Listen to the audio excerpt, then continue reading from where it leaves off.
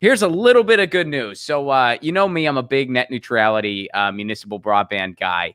And here in California, one good thing that did happen recently was that the Biden administration did drop a lot of the Trump administration's lawsuits. One of those lawsuits was the lawsuit against the net neutrality law that was passed here in California. So that lawsuit got dropped, saying the net neutrality law that was signed into law in 2018 here in California, lawsuit against it dropped. Well, now the lawsuit that the telecom industry had, that's not being seen either. So California can finally enforce its landmark net neutrality law.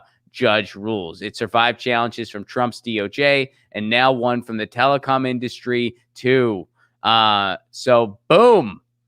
That's the verdict from Judge John Mendez today, who declined to grant the telecom industry the preliminary injunction it had requested. So the case might not be over, but the net neutrality law can go into effect, and the judge doesn't think the telecom industry is likely to win. Now, this affects everyone. I know you live in Missouri, Nick, so you're like, California, that doesn't help me. But here's the deal. Whenever states get solid net neutrality bills, those are huge customer bases where these big cable companies can't enforce anti-net neutrality packages. So the more states that get net neutrality laws, especially big states like California, that just kind of stifles big cable's ability to price gouge people with anti-net neutrality packages. So this is a win.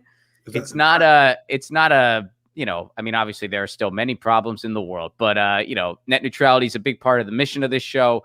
It's a big cause that's really important on this show. So we got a small victory, folks. And sometimes I don't know how that feels. Like sometimes whenever I read the news, Nick, and I find myself smiling, I'm like, what the fuck's going on? Am I having an allergic reaction to something I ate? But it's like, no, this is actually good news. Yeah, we don't give them a lot. That's why we got to when we get them. And this is what my main focus has been on. We were talking about how our main drive right now is not necessarily electoral politics. I want more wins on the left on a local level of great importance like this. And this is why I strongly advise people to start looking to ballot initiatives, because everyone called Missouri a bumfuck red state, and we kind of are, to be honest. But if you put expanded Medicaid on the vote, you put expanding minimum wage to the vote, it always passes here. We got medical marijuana because we put on the ballot. We see the how much ranked choice voting was approved because it put on the ballot.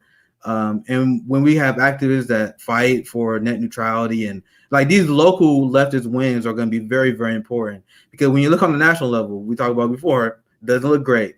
So we got to focus on real issues that are going to affect people's lives, like whether it be supporting like local members who support local Medicaid expansions in your area, expanding education in the area, support local politicians who support defunding the police, because yes, the media don't talk about it, but we have made a ton of ground this year. Like there's been a lot of communities that either halted police spending or they decreased it. It's funny because I saw a Bloomberg story, I covered it on my show, where they were trying to pose it as a bad thing.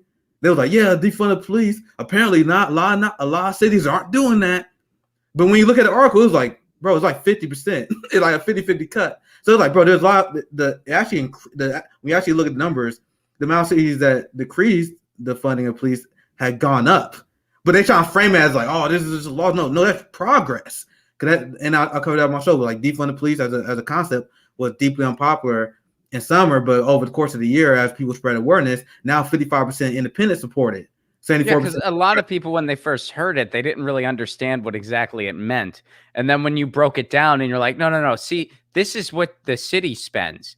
All this money goes to police. And what are they doing with it? They're brutalizing you. This isn't making you safer. And look at all these little bars. That's what education gets. That's what parks get. That's what preventative services get. That's what resources for the community. That's what they get. All those small little bars. And then see this big, huge, ridiculous bar. That's what the police gets. And what are they getting with that? Rubber bullets, tear gas, the ability to commit war crimes against their own people, a freaking tank. What do they need a tank for other than to make a really dumb, drunken decision some Saturday night? They don't need a freaking tank. And this is what they was afraid of. Like, despite what they were saying, the way they reported on defund the police was literally just to drive down support. Anyone who got basic leftist knowledge of how the media works understand that manufacturing consent, all that. So when they were saying defund the police would never work for Democrats, I was telling people literally during the summer and on my show in the fall, I was like, bro, we're gonna win this battle, because when you actually think about it, when you literally explain this concept to people, how much they spend. Like, I was talking to a friend before. Do you understand the NYPD budget is 3 times higher than the North Korea military budget? So the country that they say we're supposed to be afraid of spend 3 times less than the police and NYPD. So once you explain this issue, and once you explain the basic concept that we want to reallocate these resources to healthcare, mental health care, education, etc., I'm like, bro, this is an easy slam dunk issue. And the media was like, oh, this is unpopular right now. Democrats not going to run on it. But I'm like, that's always how it starts. Like, when the civil rights movement started in the 60s, a lot of people pretend it didn't happen, but the majority of white liberals was against the bus sit-ins and the restaurant sit-ins. So these movements always start off as unpopular, but our job as an activist is to spread awareness. So I know, like, as soon as we actually dive into this issue, and now people are talking about it, now the internet exposing the crimes of the police, and now they're doubling down again worse when the Black Lives Matter protest and the George Floyd protest was happening, when there was literally gassing people more and beating the shit out of people, and they literally had a watchdog that was looking into NYPD, and they concluded that they had excessive force during the time of George Floyd protests. I mean, that study came out last few weeks, but that doesn't surprise anyone who's paying attention. So I'm like, okay, this is very unfortunate, but you guys are only helping us. So my point, to get back to the original point, I always get into these tangents. The original point was get people to support defund the police in your local areas.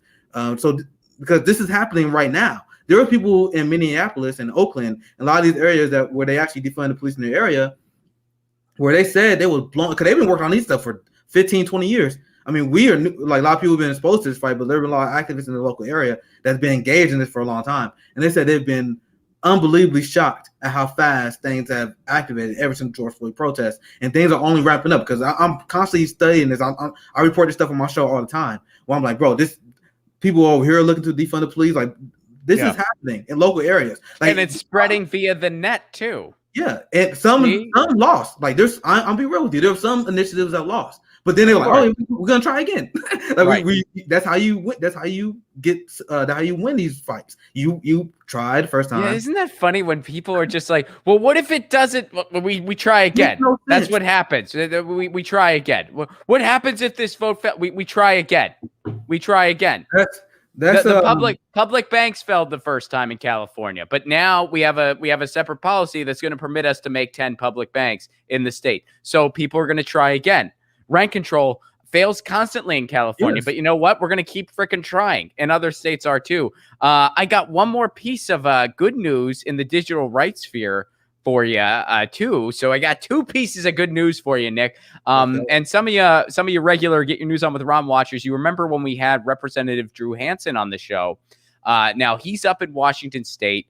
He introduced a bill to lift the regulations that Washington State had against municipal broadband.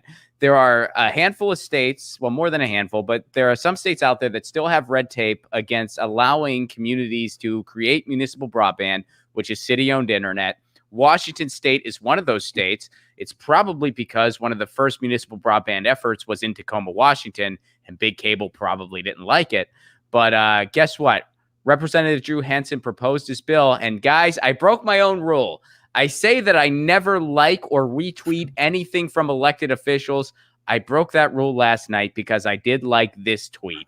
This is a tweet from Rep Drew Hansen. The Washington House just passed my Public Broadband Act with bipartisan support. It's long past time for Washington State to allow full public broadband. Let your state senators know. Public broadband now. So the State House did pass the Public Broadband Act, lifting regulations up in Washington State. So boom, another example, working on the local level, working on the state level. Yeah, this is why it's important to always stay in the fight. There were a lot of people that was, for good reason, not for bad reasons, right, who got discouraged after our massive L's in 2020. But I was telling people that fighting will always be in my blood, because it is important to get these kind of wins. I mean, this is a very important issue. Once again, when I was talking to people in South Carolina, they don't have this kind of access. So this is one of these issues that is very, very important to raise. And this is how you flip people to the left, where you in rural right-wing areas, like in areas that need public broadband. You can talk about these issues to win them over. So once again, very important victory. All these victories are worth celebrating because we're not going to necessarily win on a national level anytime soon. It could be hard to get super giant victories. So it's very important to accumulate small victories like this over and over. So I love to see it. Right on, man. Yeah, I mean, and they both have the same theme of like how it's great when you act locally. Yeah. And I mean, man, we got off of electoralism for the most part, and I'm already in better spirits. It's so like you might waste your time. It feels less icky. It really does. Because mostly electoralism is just usually working on someone's career. That's what I kind of come to the conclusion on. Whether they're going to use their career to help you, let's hope. But that's literally what it is. But when you actually do stuff like this, that actually will affect people, like you said earlier, mutual aid. When you actually can help someone feed their family and keep a roof over their head, that's the most important. And that's definitely something that we should continue to focus on. Get your news on with Ron. Don't you want to know what's going on? We're getting our news on today. Get your news on with Ron. Don't you want to know what's going on? We're getting our news on today.